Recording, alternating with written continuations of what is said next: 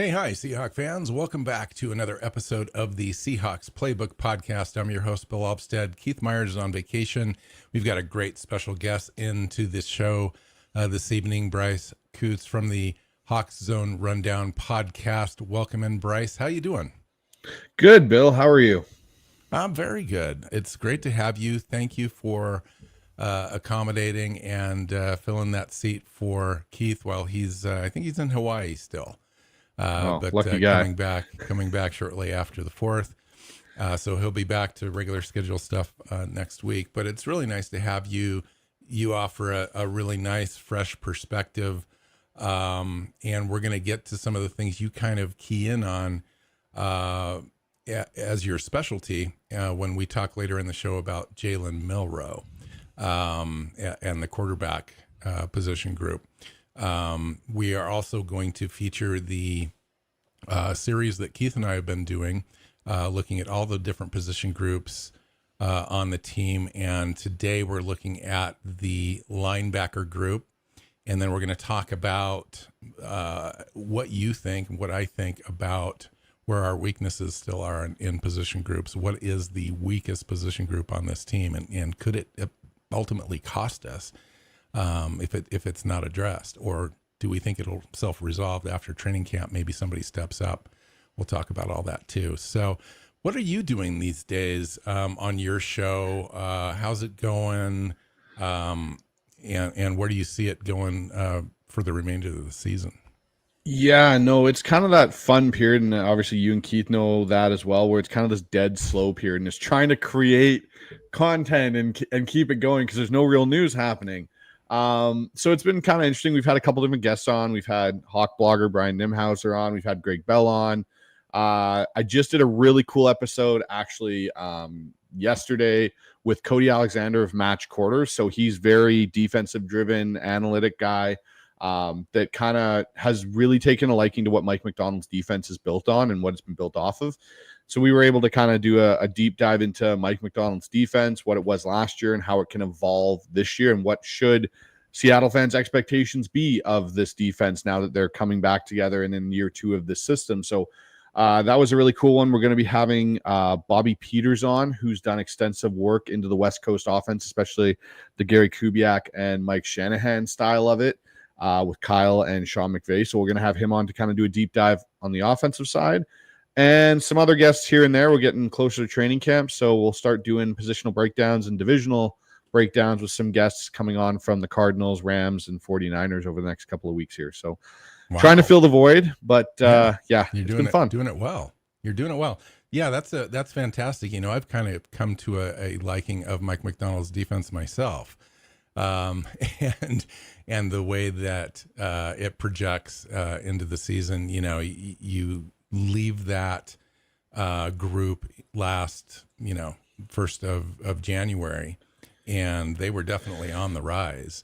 And now you're anticipating with all but one starter coming back, and those shoes have been adequately filled, that this defense can just keep going right where it left off.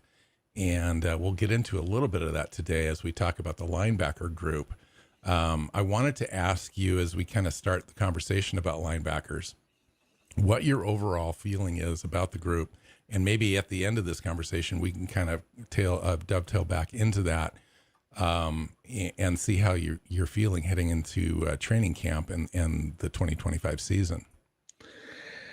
So the linebacker group for me is definitely kind of my area of concern, and it's not because of Ernest Jones and Tyrese Knight. It's more to do with what's behind them. I really like Drake Thomas. I think he's a very intelligent and instinctual linebacker. His size is kind of a worrisome thing. And the depth behind it, we're talking about Josh Ross. We're talking about Tyreek Jackson, who they brought in as an undrafted free agent. So, they've moved Jamie Sheriff there, I believe, to play kind of that off-ball linebacker spot. I know it's Mike McDonald's wheelhouse, and that's kind of his, area. Like Pete had defensive backs were his wheelhouse and stuff, but I get concerned that if we lose Jones or Knight for any period of time this year, as we saw last year with Dotson and Baker in there, when you don't have the right linebackers in this defensive scheme, it really struggles to be effective. And so that's where, for me, I'm just a little bit worried about this group. So that's why I'm kind of excited to dive into it tonight and talk about it. Well, you mentioned Dodson and Baker. We thought we were pretty decent heading into last season. We were kind of excited what Mike Macdonald could do. Dodson in particular came over, played kind of a half a season with Buffalo there, and seemingly was definitely had some upside to him, and got in here, and it just really disappointed overall. Baker was unhealthy, didn't make it through much of training camp. So kind of started late, gelling with all the other guys, and that defense kind of fell flat until Ernest Jones arrived at the trade deadline. What did you think of that acquisition at the time? Obviously, it worked. How did it work, though? What was the key difference makers? So I think, the key difference maker with Ernest Jones coming in over Baker and Dotson is, one, I think you got an alpha, a guy that really could command that group, where I don't know if you got that out of Baker and Dotson in that regard. And you also got a guy that, if we think about it, you go back, he was on the defense for the LA Rams that won the Super Bowl. That was such a great defense that year for them. And you're talking about a guy that Bobby Wagner had kind of gone, and Aaron Donald had kind of gone to him and like, hey, this is now your defense. And for Bobby Wagner to turn over and look at a young linebacker and go, this is your defense now, like, you're going to be running this. That's pretty high praise coming from, arguably a first ballot Hall of Fame linebacker in Bobby Wagner.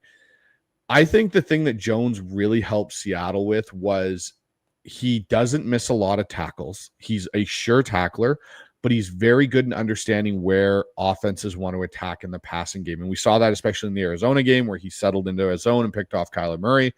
He does a really good job in his coverage. And I think that's something that they were lacking, especially with Jerome Baker, as we saw in that San Francisco home game. Could not cover George Kittle to save his life, and they exploited that. And that's something that, with this division that we know McVay and Kyle Shanahan like to do. They like to run those crossers, and they like to run those tight ends and get them involved in their offensive passing game.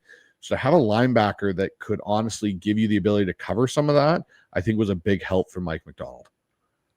Talk to me about the prototypical linebacker that Mike Macdonald likes to have in his defense. These guys seem to be a little bit more athletic, not necessarily with straight line speed, but the agility is definitely there, and the instincts and the leadership qualities, I think, are really high on the list of what are important qualities to have in his defense. What do you think? Yeah, no, and that's something I would definitely agree with. Mike Macdonald has a certain linebacker. You look at Roquan Smith in the acquisition in Baltimore when he was there as the defensive coordinator. That defense was struggling a little bit until they got that acquisition of his type of linebacker. And his linebacker, like you said, tends to be more athletic. They're not a big thumper, but they're a guy that can really be rangy and go sideline to sideline due to the fact they play a hybrid version of a 3-4 scheme.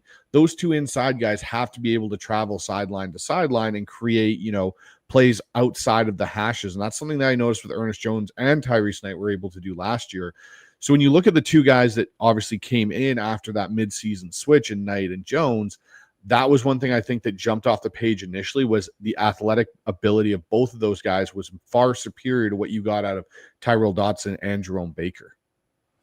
Let's talk about the instincts, because I think that's just really understated with these two guys. They just really understand how to play the position, the reaction time, the diagnosing of the play, and getting to the spot quickly. Again, it's not about the straight line speed. It's about that anticipation. And these guys seem to do it as good as anybody. In fact, I would argue that the tandem here has a chance to be top 5 in the NFL, considering where the overall defense is expected to land as well. What are your thoughts around that? I think that's a very fair assessment of where this group could land as being a top 5 unit. I think this duo, especially with Jones and Knight, can be one of the top linebacking duos in the NFL just because of their pure athleticism. Knight, I think still, the one thing, he was super productive in college. Like, that was the one thing you heard about him coming to that draft, was he was a tackling machine. Like, once he hit you, you were going down. Now, the question was, based on where he was playing, what was the level of competition he was playing at? Was it going to translate? I think what you may see this year that may put this group over, into that upper echelon, these linebackers, is their ability to blitz. I think you're going to see more, simulated pressures that Mike Macdonald likes to do, and different things. And, he started to do a little bit more of it towards the end of that year. Tyrese Knight came on a few more blitzes than he was earlier in the year. I think that's one thing you may see from this group, is you may see these linebackers blitz a little bit more than last year to help create some of that pressure for that defense as a whole. So the Seahawks drafted an interesting guy in the second round. In fact, moved up to get him, Nick Emenwari.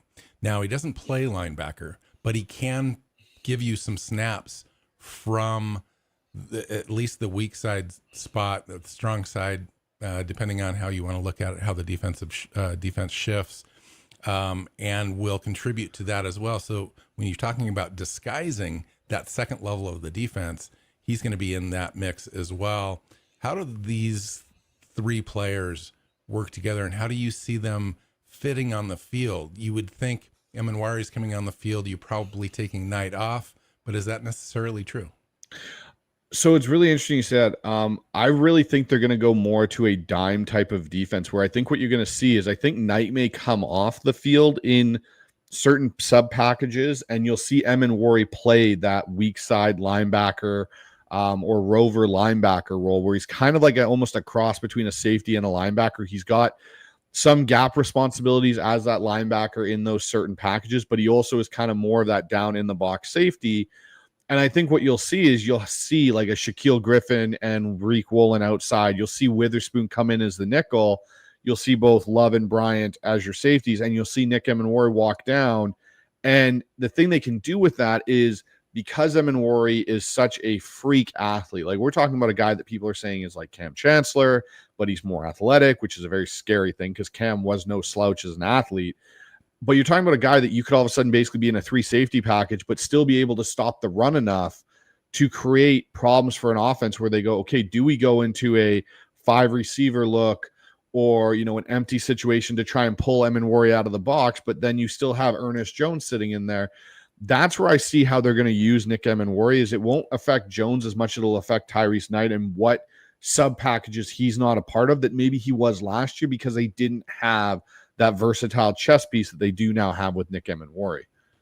It's interesting that you put that all together, because that's kind of the way I see it as well. And it's probably the reason why I don't feel so bad about this position group, even though you look at it on paper, it's kind of sketch after the top 2 starters. But if you kind of add Nick Emenwari into that mix in certain snaps and certain defensive calls, you begin to feel a little bit better of how it's all going to kind of come together. There's still a lot there that I'm somewhat unsure about as to how it all kind of works, and who gets the snaps and who doesn't, and who drops back into coverage.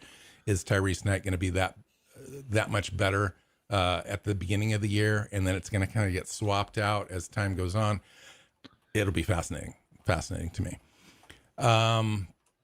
So as far as the depth is concerned, you mentioned those guys right off the top, the Drake Thomas, the Josh Ross, the Patrick O'Connell. Some of those guys, a couple of those guys have been hanging around the team for a couple of years now, practice squad mostly. Sometimes they'll get called up.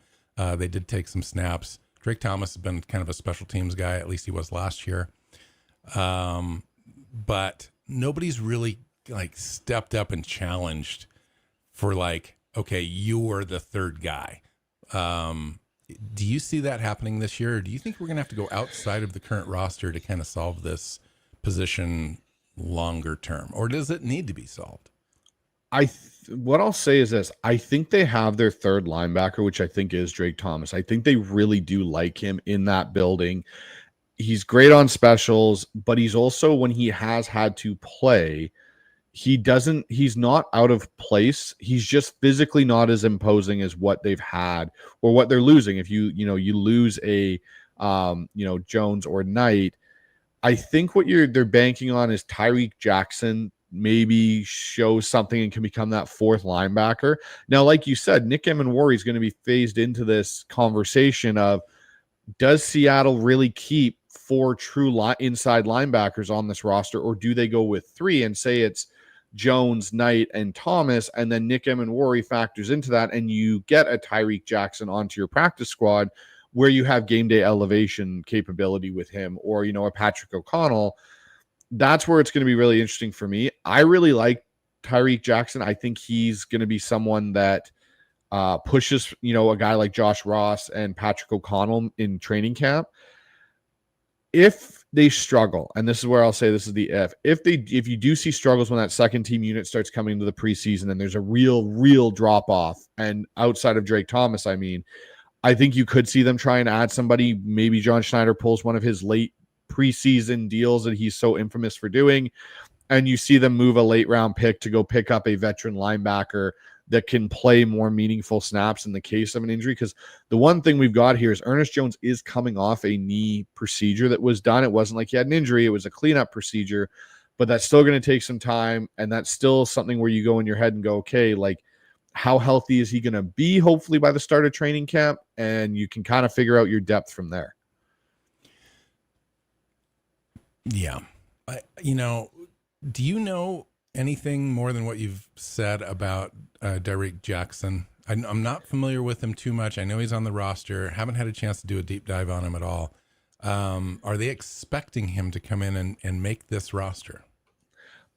So what I've heard is, yes, they do expect him to push to make this roster. And that was part of the reason you saw the switch between him and Jackson Woodard, who they originally signed, that everyone was super high on. Right. And they cut him right after rookie minicamp, and then they went out and got Tyreek Jackson. He has very good tape from his days at Kentucky in college. He kind of fits the mold, actually, to what Mike Macdonald. He's 6'1", he's 237.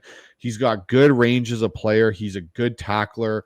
The thing for me that really impresses me with him coming out of Kentucky is his coverage ability.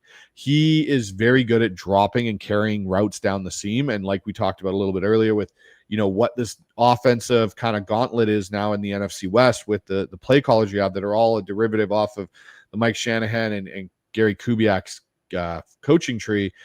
They like to use that. They like to use their tight ends to attack the middle of the field. And so when you've got linebackers that can drop and cover and run with tight ends down the middle, it makes your defense that much more, confusing in some respects for an offense, because now you're not just seeing safeties pick those guys up, or there isn't a certain substitution where you see a certain amount of DBs come on the field to handle it. They can leave linebackers out there. And that's where I think there is a lot of hope that a Tyreek Jackson really can come in and potentially steal one of those later linebacker spots, or even push, say, a guy like Drake Thomas for that third spot. I had one more question before we kind of move on to the next subject. The alignments that fans are used to, that our listeners are used to seeing on the field. You're either in a 4-3 front or a 3-4. Sometimes those linebackers don't present. We've got edge rushers that factor into that, and you've got a guy kind of manning that middle. That's be Ernest Jones. Where does Tyrese Knight align? How is Nick Emenwari going to fit into that? How often will they be on the field? Like, how many snaps can we expect percentage-wise to them being just in a base defense versus the nickel and the dime that you mentioned earlier? It's really interesting with Mike Macdonald's defense, because one of the things with them is it's all about, multiplicity with it. They want to be as multiple as possible and ask guys to do it. They don't want to necessarily have a bunch of substitutions constantly with their scheme. And a lot of what he likes to do, it seems like, is play matchups throughout the week. So if he knows you're a team that loves to be in 11 personnel and run a lot of 4 receiver sets, or even, 12 personnel, and you want to do something, you'll see him change the defense accordingly. So like, when you look at the way they align, they have one thing that they do like to do, and it's called like a boss front, which is big over strong side. And so that's where you saw Leonard Williams a lot of the time almost play like he was a D end and outside. And that's where what you'll see with it too is you'll see that they'll bring a lot of guys down, and it'll look like it's man coverage across the board, and they'll all kind of be in a line, and you drop, a Leonard Williams into coverage, which is the actual defensive front they were in when he got his interception against the Jets. And that's how they simulate pressure. They'll drop him, and they'll bring a Tyrese Knight on a blitz in the A gap, and they'll drop Leonard Williams out. And so when you talk about where these guys will align, Knight and Jones you'll probably see them between the tackles, I would say, and moving around that way. But with Mike Macdonald, you see a lot of underfronts, you'll see a lot of overfronts depending on it. They are more of a 3-4. So for what normal fans would assume, they are a 3-4. You'll see 2 edge rushers on the field, you'll see 2 true linebackers in some sense. But then you'll see things where like they'll go to that front and they'll drop, they'll take a Chenna Nwosu off the field and they'll put a DeMarcus Lawrence out there. And that's part of the reason they went and got DeMarcus Lawrence. I don't think it's for him to be an edge. It's for him to be a D-end with his hand in the ground and help allow Leonard Williams not to have to play certain snaps in the run game as much as he did last year. That was really the big acquisition for DeMarcus Lawrence this year. Interesting. Yeah, no, he's terrific defending the run. I mean, if he can stay healthy, I think that's a great contribution factor for this defense. Okay, let's switch gears. Now, I came into this conversation thinking, well, maybe the linebacker group could be thought of as one of the weaker position groups, at least on the defense. But most of the weaknesses that come to mind seemingly are on the offense. As you look at this team and this roster, can you identify the weakest position group and why is that? And what do we have as far as the starters? Is the weakness attributed to more of the depth, or is it truly just a weakness from top to bottom? So I know everyone is going to say that it should be the offensive line is the weakness. And especially on the offensive side, they're going to go, it's the offensive line. On the offense, I actually think it's the receiving core as a whole. And I don't think it's necessarily because I agree. DK Metcalf is gone. The reason why I think it's this receiving core is you've got JSN, who is now the guy. There's no Tyler, there's no DK. He is the guy now. You're also switching to a very different offensive scheme. And that's why I think and I don't think it's because there's a lack of talent there that makes it the weakest group. It's a change for a few of these guys on how to run their routes, how to do certain things schematically that's going to make it a challenge, I think, for the first bit. This offense is very much more based off of timing.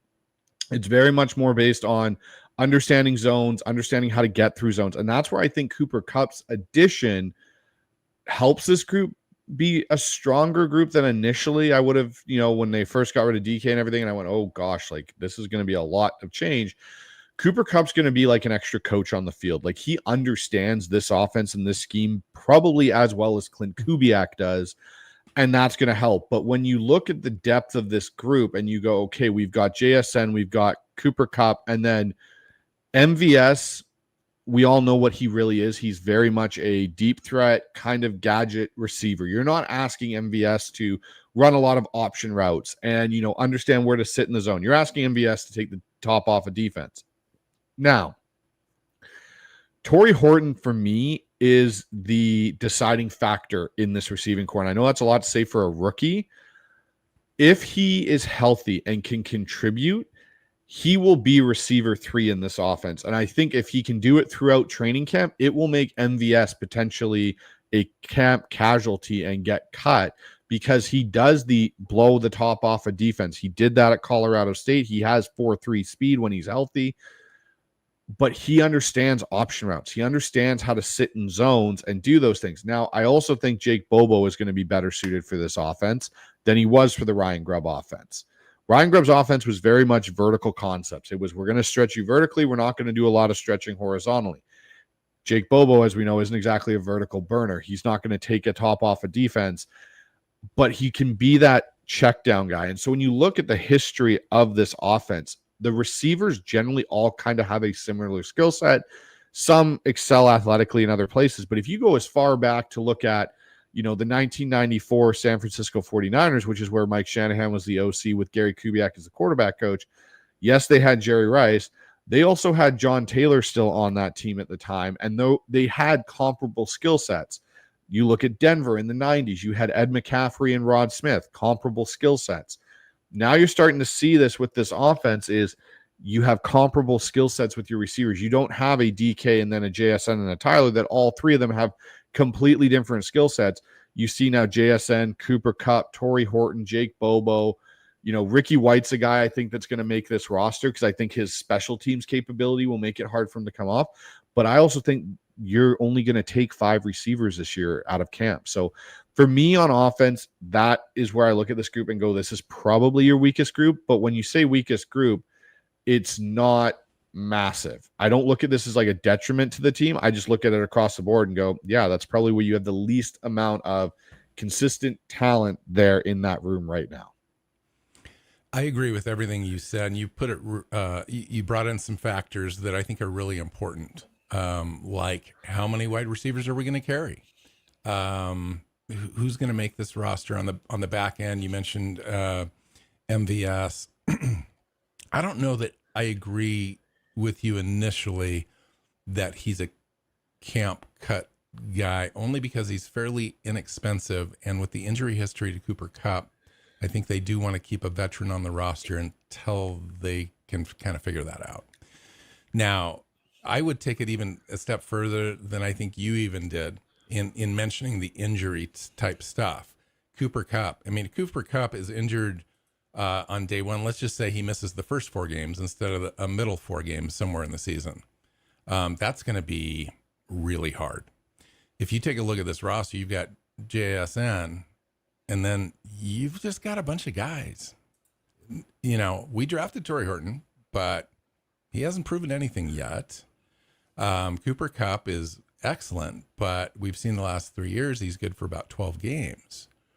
And there's no reason to think that would improve. I mean, it could, and we hope it does, but I'm not counting on it completely. So I agree with you that this is the weakest group overall, but it doesn't necessarily mean, like you said, the talent is poor.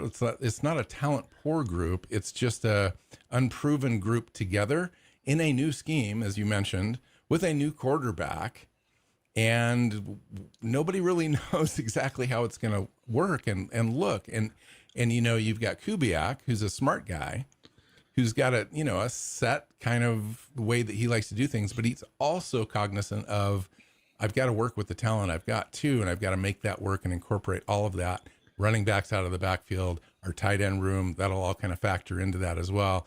The last thing you mentioned was, how many wide receivers are we going to carry? In the past, we've carried 6. Sometimes we've carried 7. And now we're going to have an extra quarterback to worry about. We're going to talk about Jalen Milroe in just a minute. We've got a fullback. You've got some offensive line questions that you're going to have to answer. You may carry 1 less of those so that you can carry a fullback, and then a wide receiver might have to go through to the practice squad so we can keep that extra quarterback on the roster. So it'll be very interesting to see how they put that puzzle together this year. What are your thoughts overall on roster construction, just overall on the offensive side of the ball? I mean, the defense seems pretty straightforward, but they could go steal a spot from there as well to make sure that the offense has enough to operate. Yeah, so it's really interesting. For me with this team, I look at it this way. I think they're going to keep 5 backs. So when I say backs, I mean that's including a fullback with that group. I think they're going to keep Ken Walker, Charbonnet, Kenny McIntosh, and Damian Martinez, and they're going to keep, in my opinion, I think it's going to be Robbie Oots. I think he's going to end up being your fullback. The reason for that is you are taking a guy that has had better production at tight end than a Brady Russell in the college game. And don't get me wrong, I love Brady Russell, but Brady Russell's more of a special teams guy, and I think they're going to find other guys that can contribute a similar way in special teams through defense. And even a Robbie Oots, I think you'll see as a special teams contributor as well.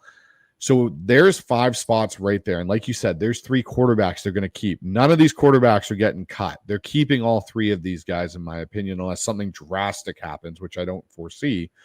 So there's 8 spots on that roster. And usually you try and keep it like 24 on offense or 25-ish on offense and 25 on defense. Then you have your 3 special teams. So if we already got 8 positions taken up in the backfield, I suspect they will keep 5 receivers. And like I said, I think it's going to be Kupp, JSN. I think it'll be a battle between Horton and MVS. Jake Bobo and Ricky White are all going to factor in. I think Cody White will factor in, but I think it'll take a lot for him to jump one of those 2, just because you look at Ricky White's production at a very underperforming program in UNLV, and he was a very productive receiver.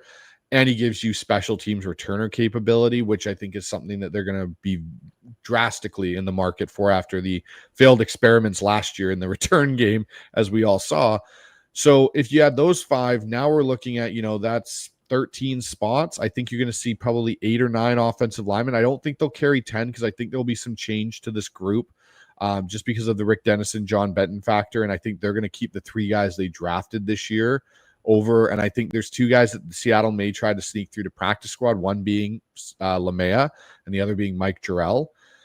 So I think tight end's the interesting factor because Elijah Arroyo, to me, and I can't remember which article I read it in. They did an interview with Kubiak and Mike McDonald, and they kind of dropped that, hey, we might try and use him as an X too in some of our formations. And Arroyo's quite the athlete. He gives you definitely Jimmy Graham vibes. I could see a situation where they look at Arroyo and go, yeah, you're our tight end 3 behind maybe, AJ Barner and Noah Fant. You're tight end 3, but you're also receiver 6, and we can split you out and use you in certain sets as a receiver to get you on the field. And that gives us our 6th receiver in a way without us having to actually keep one. That's how I can see that balancing act go, because I don't think Seattle trusts Ken Walker's health enough to jettison a McIntosh or a Damian Martinez and try and sneak them through to the practice squad, because McIntosh showed us at the end of last year he's a very capable running back when given the ball to an extent, and I really like Damian Martinez. I had a 4th, 5th round grade on him. So when he was still sitting there in the 7th round, I think a lot of it had to do with how deep. Yeah, a lot of it had to do with how deep this draft class was. He brings something that none of the other backs, in my opinion, bring, which is he brings a level of nasty to when he runs the football that we haven't seen since Chris Carson, since Beast Mode, since Thomas Rawls, where when he finishes a run or someone is in his way, he is going to run through you and let you know he is run through you. And that's something that sometimes, when you're going to be a team that wants to run the ball as much as Seattle has told everybody with every move they've made, they want to run the ball. You need tone setters in that backfield to do it. And I think K9 gives you the flash. Charbonnet is a good back. I think Damian Martinez is your thumper. That's your attitude setter. And one of the first things he said was, here comes Beast Mode 2.0. And that's a pretty bold statement to make as a rookie. I think he's one of the few guys potentially with his way of his running. I don't think he'll be as good as Marshawn, but I think there's a style to his run that'll be very similar to Marshawn. I think that he's even potentially better than everything you just said, in that if you go back to the Oregon State film, he ran the wide zone as his primary primary snap count when he got a chance to carry the ball. And he was excellent at it. And he's very patient, but very decisive. And when he hits that hole, man, he can go and knock you over at the same time. So for me, he absolutely makes this roster, and also probably surplants Kenny McIntosh as the number 3 back heading into the season. We'll see what happens with Ken Walker at the top and Charbonnet. I think eventually it's going to be hard to keep Damian Martinez off the field as the season goes on. He's going to get his opportunities. He's going to take advantage. And pretty soon that guy's going to get, 7, 8 snap carries a game potentially. And by the time the playoffs roll around, he could be a key cog in that offense for sure. Now, getting back to the wide receivers, I agree with kind of your breakdown, your idea of how it's all going to kind of fall out as far as the construction is concerned. I understand too, I'll add a name on the wide receiver list. The team seems to really like Steven Sims. And they brought him in. He's got a little bit of experience, but kind of a special teams guy, kind of a do-it-all guy for them back there. So we'll see. And Derek Young seems out of the equation at this point, but the kid's got a special quality about him that if he ever puts it together and stays healthy, this coaching staff could really like the skill sets that he brings in. So we'll see what happens there. It's similar to kind of Jake Bobo with a little bit more athleticism, a little bit more speed, especially, kind of coming out of the backfield, those jet sweep kind of things. And when you take a look at Clint Kubiak's offense, that's a real big factor in misdirection is the jet sweep stuff, especially if you add Jalen Milroe into that equation. And we're going to talk about that because I can hardly wait to talk to you about this prospect, because you did a lot of work on him pre-draft, during the draft, post-draft. You've talked a lot about him. You've watched some film. I've done a little bit of that myself, and I'm telling you, it's hard to project a prospect like Jalen Milroe into the NFL, especially early on. But when I watched a lot of the Clint Kubiak stuff and film from Minnesota in 2021 and then New Orleans in 2024, and you watched how the offense was set up, they were missing a couple of key components. A really dynamic speedster on the edge, and they did have, what was his name? I lost it. The guy from New Orleans that kind of comes in and plays tight end, quarterback / Taysom Hill. Taysom Hill. They did have Taysom Hill, but he's not Jalen Milroe in any way, shape, or form athletically, and the threat of the outside speed. And you add a Jalen Milroe factor into the way Clint Kubiak runs that offense and what he wants to do and how he wants to set up defenses. Holy cow, there could be some serious opportunities for Jalen Milroe to cut back against the grain, against the movement of, the direction of where the offensive line wants to take the defense. And if you don't account for Jalen Milroe on the backside on every play, he's going to kill you on the edge and pick up a guaranteed 10 yards. I mean, it's a gift out there.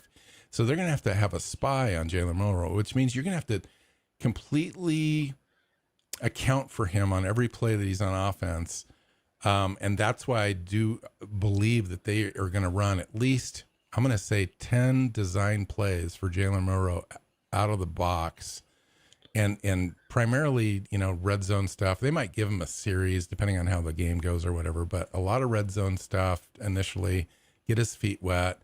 I'm really curious, though, to see why you think Seattle was attracted to this prospect to begin with, why they drafted him, and what they thought, how they thought that he would fit into this team, this roster in year one.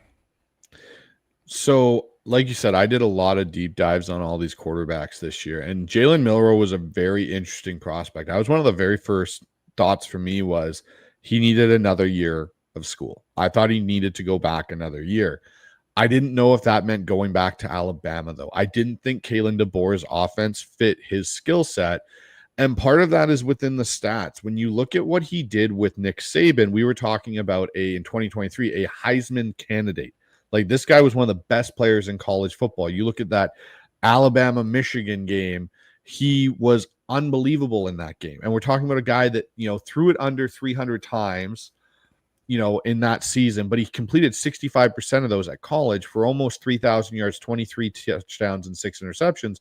But he also added 161 carries for 531 yards and 12 touchdowns on the ground. Wow. So right?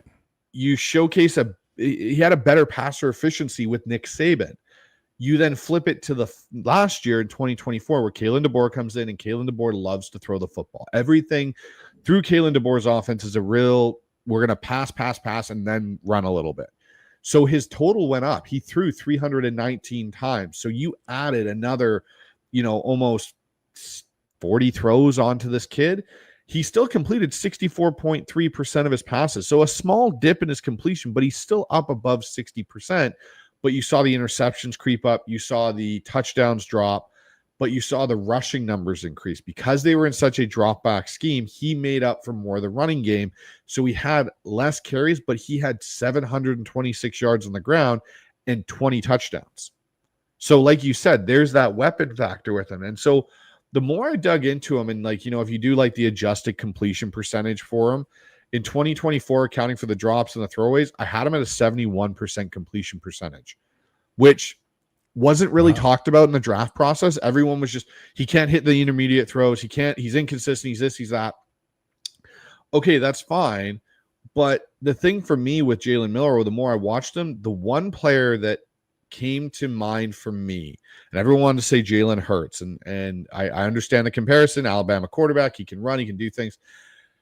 He, to me, and this is where it might kind of surprise you, he is a more athletic Brett Favre to me.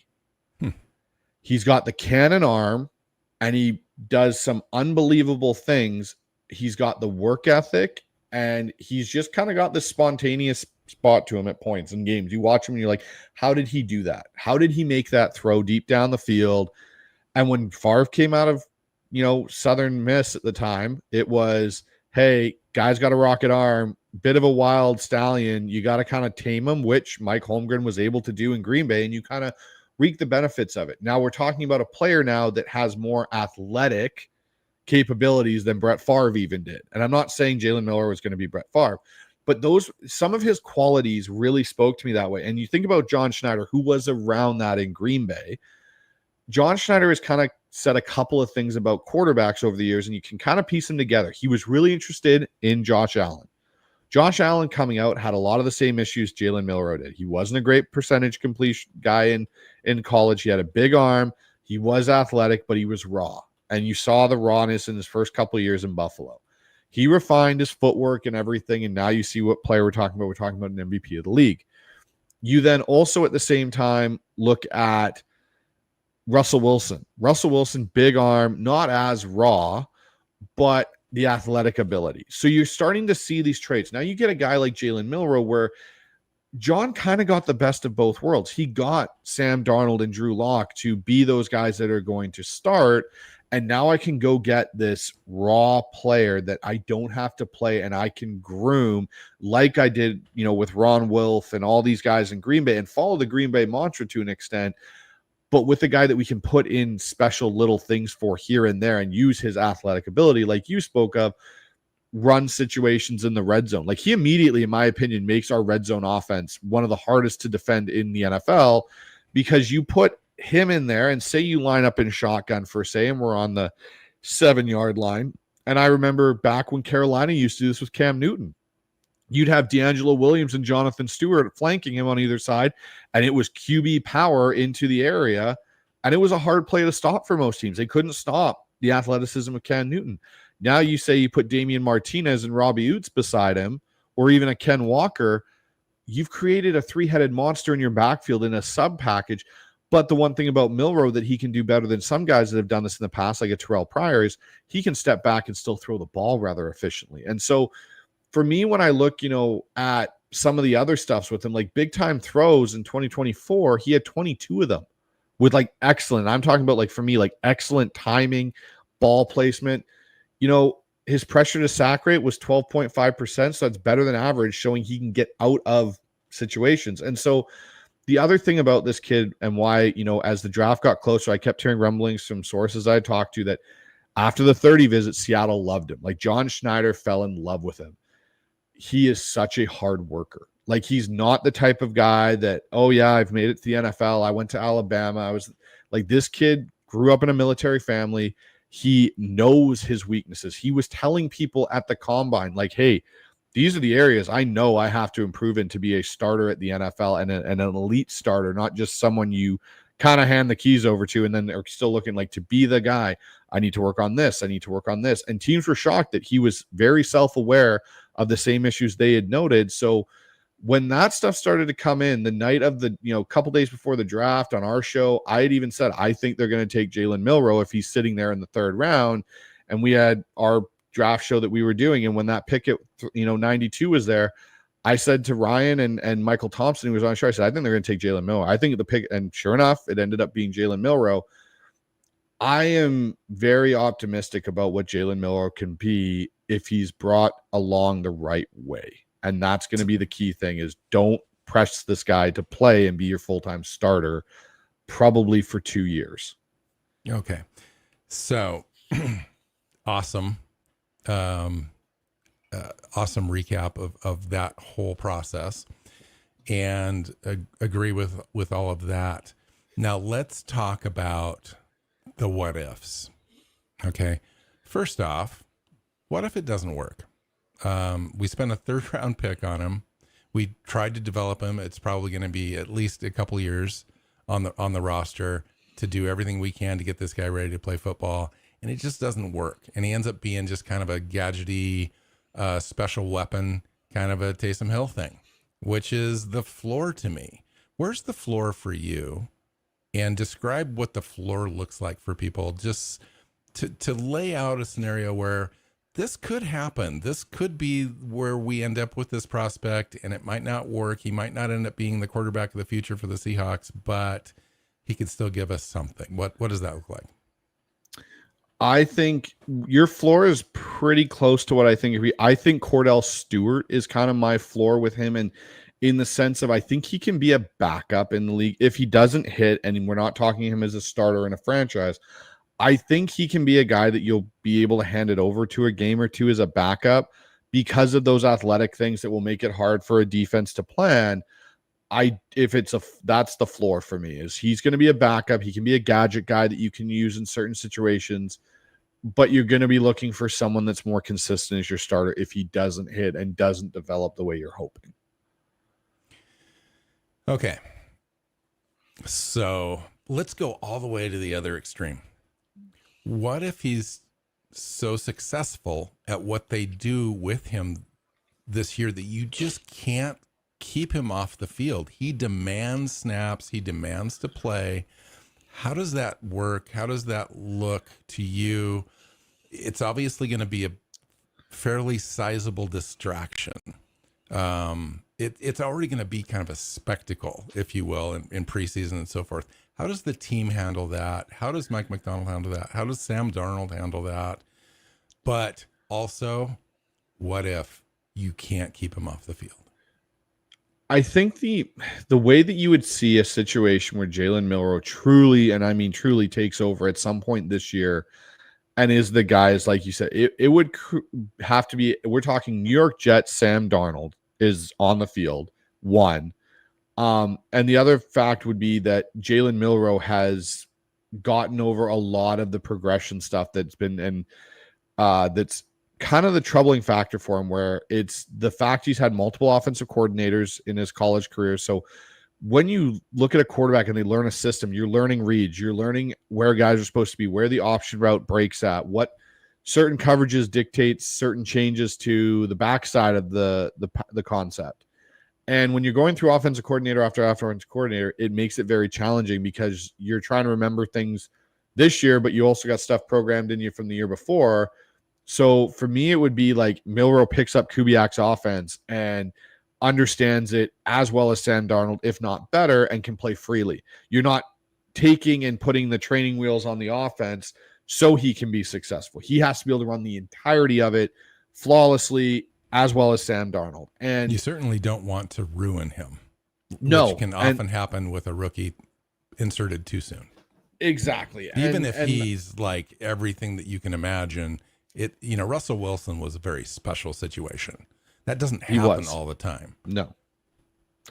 And that's where, with the other thing I think that kind of allows, you talked about the team and how does it become a potential distraction.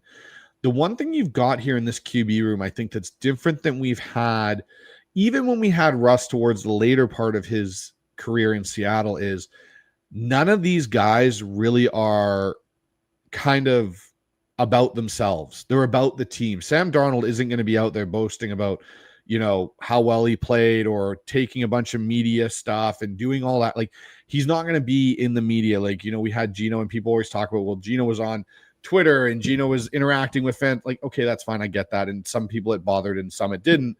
But you don't really see that from Sam. Like, he's just kind of head down. I'm going to work. Showed up to his press conference in flannel and jeans and whatnot.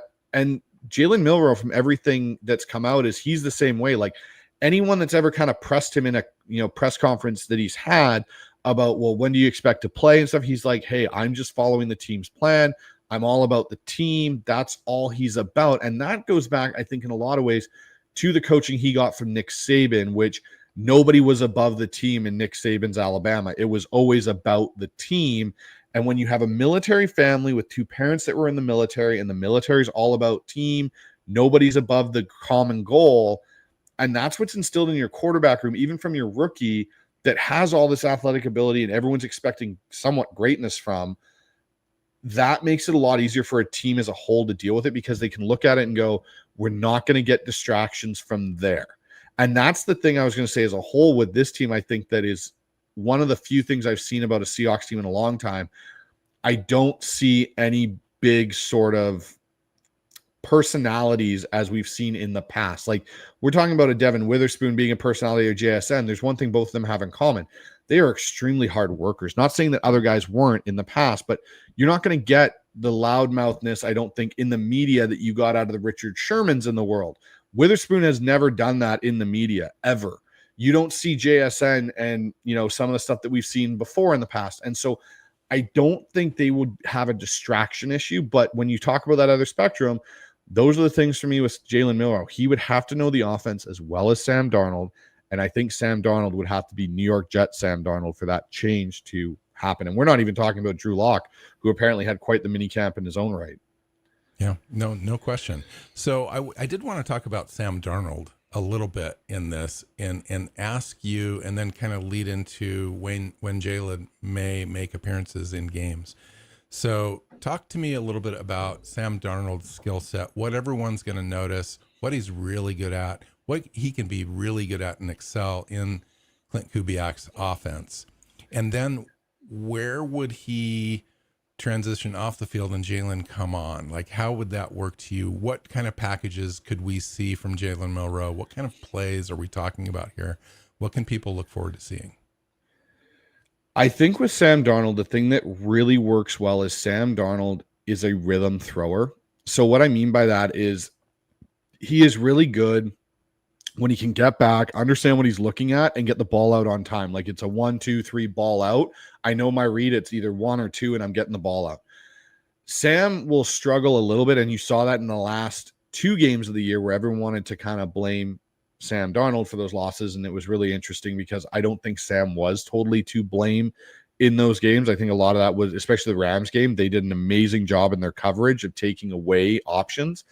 The longer you get Sam to hang on to the ball, the more issues Sam is going to have, and you're going to see some of that panic. And so and that's something he's actually gotten better at. So I shouldn't say it in a sense of it's a totally negative thing, but that's where you see Sam struggle, I should say, to rephrase that, is when he has to hold on to the ball an extra couple of counts because his rhythm's off. And then he's got to get back into rhythm. But the thing with Kubiak in this offense, and what Kevin O'Connell did so well with him last year, was the mix of drop back to play action, and then even drop back to quick game drop back, where it's like 1, 2, 3 balls out and the routes are under 10 yards and we're getting them out.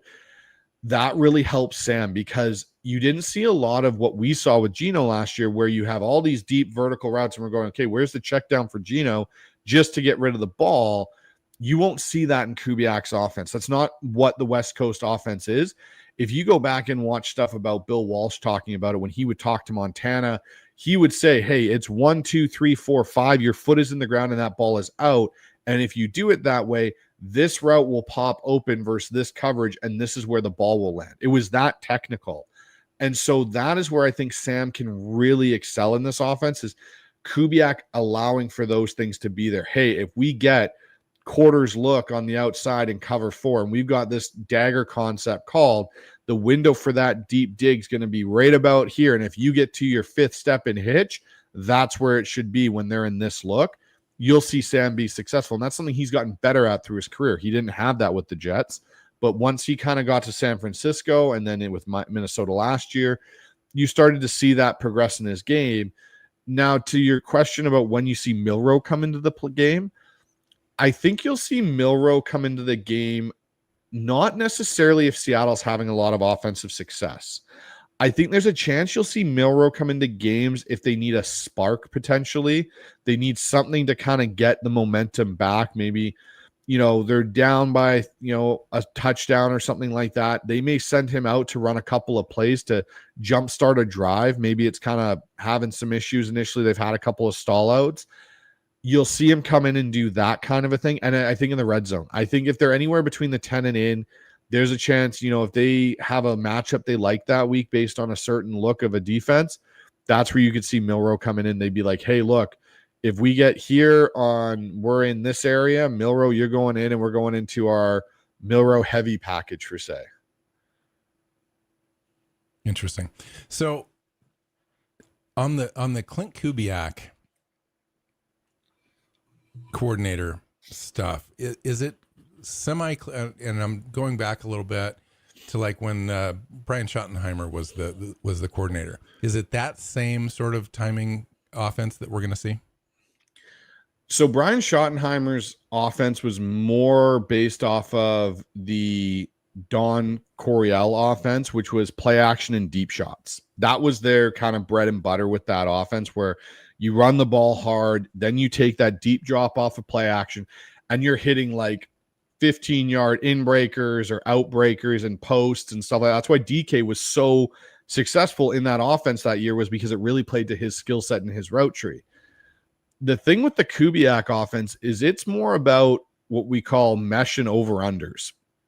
So it's one thing that, McVay has killed us with for years. So is Kyle. You are running the ball to this outside zone scheme. And then what you have is you have it maybe an offset tight end or a tight split slot. And you start running outside zone left. Your QB pulls it, boots back around. You're running that backside X on a high post or over route behind the safety. And then you run that slot receiver that's out there back underneath the offensive line into the flat on the opposite side. And you run your wide out on the right, your Z on like a dig sit.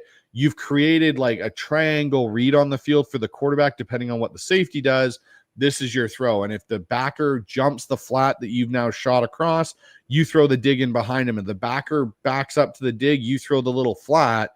You've created so much off of one play design by creating levels and of attack of a high-low on three different defenders. That's where you can see how this Kubiak scheme is different than what you saw with Brian Schottenheimer. Even when Shane Waldron tried to bring it from the Rams, he didn't have a lot of those concepts built into it. It was, again, deep shots, and part of that was Pete. Pete liked that in his offense, that explosive play. Kubiak scheme and Shanahan's scheme is very much more methodical. It's like almost death by 1,000 cuts. That's how they want to kind of play, and everything's based on the timing and the sit and the option route at 7 yards. You've seen Cooper Kupp kill us for years, where he turns around at 7 yards, catches the ball, and breaks a tackle, and he's gone for 12. That's what they kind of live on in this scheme. So let's get it back to Jalen Milroe for a minute here before we finish out. So let's say that things progress, and things have. I mean, since he was drafted, he came into mini camps. From all reports, he's picked things up very well. He looked very well. He's regarded already for kind of that leadership presence. If you can have a crystal ball and look into the future, all of that intangible stuff looks to come along really well. Talk to me a little bit about what he needed to work on as a prospect. You mentioned wanting to have him go back to school. What were those deficiencies? We've already talked about the idea that he's completed 65% of his passes. If you take out some of the duds and other things, it's closer to 70%. That's pretty good efficiency. When you take a look at the touchdown to interception ratio going back to 23, that was wildly successful. And we would accept that. Last year, it was a little bit more lopsided, room for improvement there. But what fundamentally is he hung up on and can improve upon? And then if you can forecast how this kind of season progresses for him, how he develops, and what do you think 2026 looks like for him as far as being ready to compete for a starting spot potentially? So the biggest thing for his accuracy that was a big struggle point, and a lot of people have noted it, I'm sure everyone's heard it, he was very toesy and heel clicky in the pocket. And so what I mean by that as a quarterback coach is it means your base is very narrow, and then you're also not getting your foot fully in the ground when you go to throw. So usually when your quarterback drops back, his feet should be about shoulder width to armpit width apart, and they should never get any more narrow than that. Even when he climbs and moves, they need to stay in that kind of area, because it allows you to then, when you go to transfer your weight and rotate, to get your full back foot in the ground and turn on that to create that torque in your throw.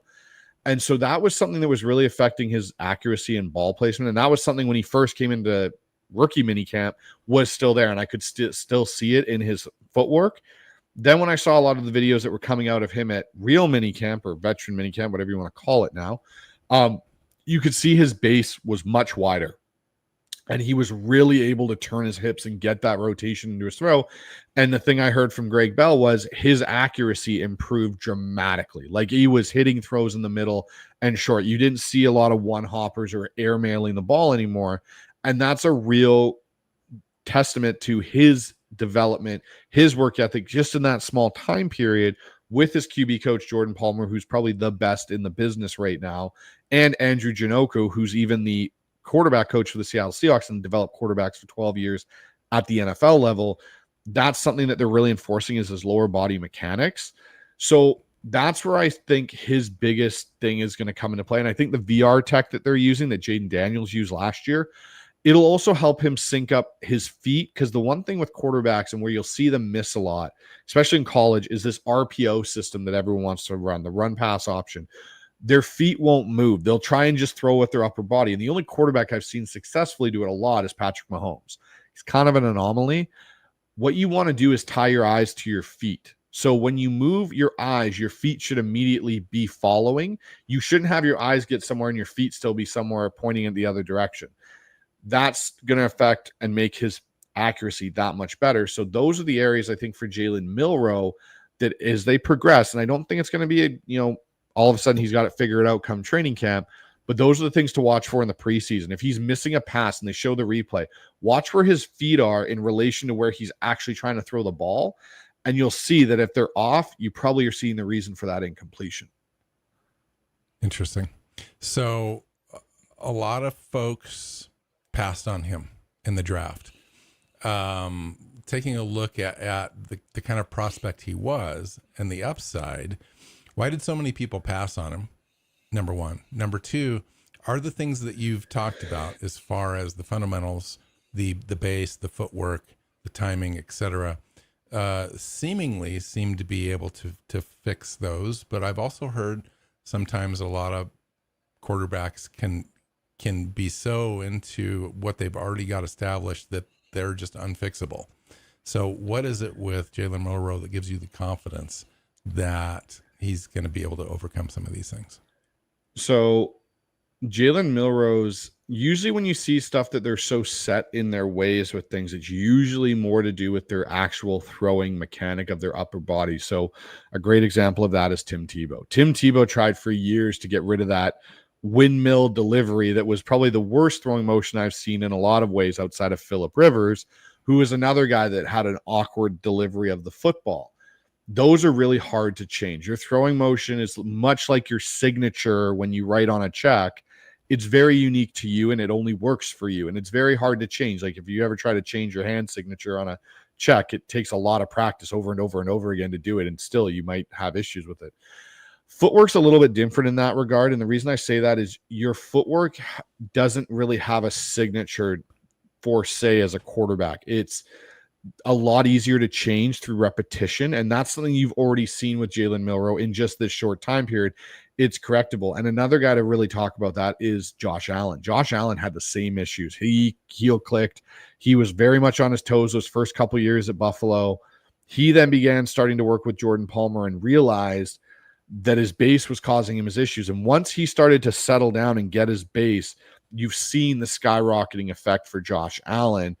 And a lot of it's work ethic. How dedicated are you to changing it? And I think that's where you see the difference with, if we're talking maybe about a Shedeur Sanders here and he's got something to change, might be a little bit more of a challenge for that individual. Then we're talking about Jalen Milroe, who's already proven that he wants to come in and work and get better. And I think to your other question, Bill, with why he fell in the draft is I don't think anybody that was taking a quarterback was going to be willing to wait to develop a quarterback. And that's the key thing. You look at the Giants who took Jackson Dart. They wanted a guy that they could plug in potentially in their mind and play right away. And then you look at, some of the other guys that fell, like Tyler Shuck went, again, a guy that was very much, I put him as he has to play early due to his age. You can't sit and develop him for 3 years because he'll be almost 30 by the time he sees the field. So then when you start talking and you look at some of the guys that even went after Milroe, a Will Howard, a Kyle McCord, and some of these other guys, they went to situations where they can be developed. You're not going to necessarily start right away. Jalen Milroe was, I think, in my opinion, a first-round talent in this draft, but was suited to be a developmental quarterback because he's not a first-round starter like you saw with Michael Penix's draft class. He was a first-round talent that you got in the third round because teams weren't willing to do the development. They wanted an instant starter. He's not ready to be that yet. Are you confident in the coaching staff that we've surrounded him with? Yes. The reason I'm confident is we're talking about a coaching staff that throughout has had success developing quarterbacks. You look at Kirk Cousins in Minnesota, Derek Carr, even down for his short little time period with Kubiak, looked really good in those before all the injuries and himself got injured. He looked kind of rejuvenated down there. Kubiak, even with what he did with Brock Purdy in the year they went to the Super Bowl, he did a great job at helping develop Brock's skill set down there in San Francisco. And we're talking about an offensive staff, and with Clint at the head of it, that has, like, if you add it all up, I'm sure over 50 years of NFL experience. And Clint's got this really great thing on his phone, probably, that's speed dial, which is, hey, Dad, you've helped develop some of the best quarterbacks in NFL history, and Steve Young, John Elway, and so on. Am I missing something? How do I help this kid along? And I'm pretty sure Gary Kubiak's going to have no problem giving his son some advice on, hey, have you tried this? This really worked well for me. So I think that leads to the success factor. I love that. So we've been talking with Bryce Coutts, the co-host of the HawksZone Rundown podcast. Fantastic, really, to have you on. Very insightful. I'm sure that everyone that was listening gained a lot of knowledge and information from all the things that you kind of dived into, which was fantastic. I really appreciate your time coming on the show. I really, I was looking forward to that Jalen Milroe conversation since I knew we were going to do it, because it's one of those things that, yeah, we've all kind of talked about it, but the closer we get to training camp, and now we're into July, I really kind of just wanted to revisit him a little bit, especially with you, with your knowledge base and so forth. Again, if you can remind everyone where they can find you. And I know also that you guys are writing a little bit for Field Gulls now and again, kind of tying that back into the podcast. Why don't you share a little bit about what you're up to? Yeah. So, like you said, we're affiliated with Field Gulls now. So myself and Ryan, we do the show. We do a bit of writing for them based off of what we talk about on the show. So you can find our work over there. And there's a whole bunch of other great journalists and stuff at Field Gulls. Read their stuff as well. John Gilbert's over there, does a great job on that end, as well as Mookie Alexander. And then on this end for us with the show, you can find us on YouTube, the HawksZone Rundown. We also have a merchandise store, the HawksZoneRundown.com. If you're ever interested in buying some merch, it's there as well. And you can find me on Twitter at Bryce Coutts _HZR. So feel free to message me anytime and ask any football related questions. I do know that we've been meaning to have you on, and Ryan as well, for a long time, and we just haven't done a lot of guests in the last couple of years because both Keith and I have been so busy, but we look forward to trying to improve upon that and have you on again, as well as Ryan, for sure. Thank you so much again. You can find the Seahawks Playbook podcast on your favorite podcast platform, on our YouTube channel. Once you find that, you can hit that subscribe button, leave us a comment. Love those.